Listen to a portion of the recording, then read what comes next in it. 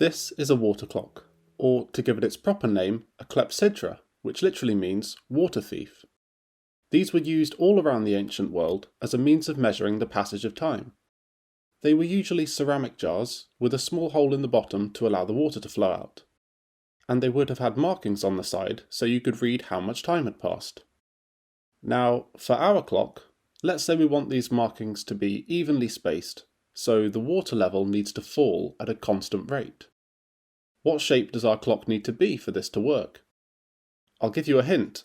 This design, where the radius is constant and doesn't vary with height, won't work.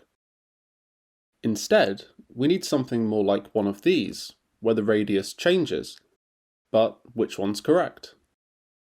Well, if you'd like to try and work it out, pause the video now, and I'll reveal the answer in a few seconds. So, the reason that a design with constant radius won't work is because it starts off quickly, then gradually slows down. When it's full, there's lots of water trying to escape, and hence a lot of pressure pushing the water out, so it flows out quickly.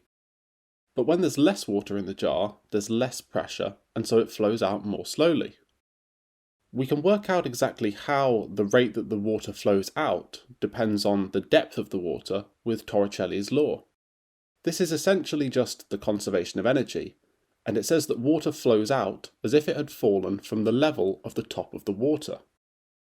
So let's say the bottom of the jar is at height 0, and the water level is at height h. Then, using the conservation of energy, we can say that the gravitational potential energy of water at the top must be equal to the kinetic energy of water flowing out, which we can write like so. And here g is just the acceleration due to gravity.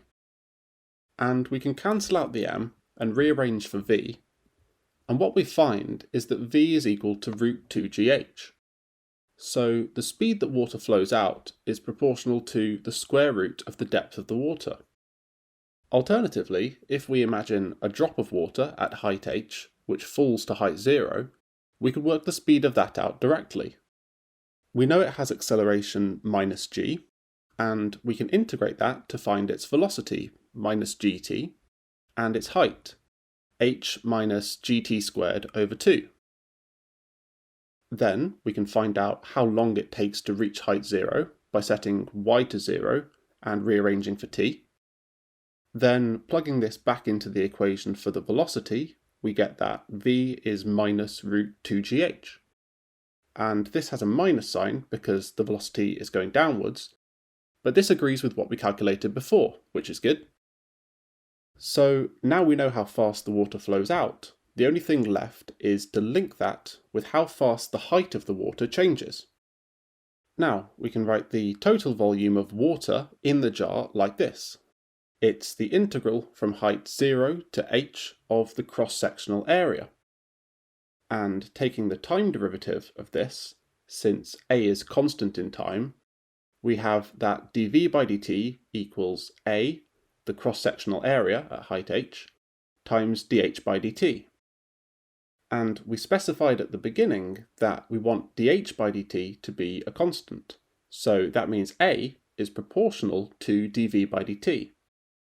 And we know dv by dt, the rate that water flows out, so we can plug that in. And we can replace the area A with pi r squared, but we can ignore constants, so we have that r squared is proportional to root h.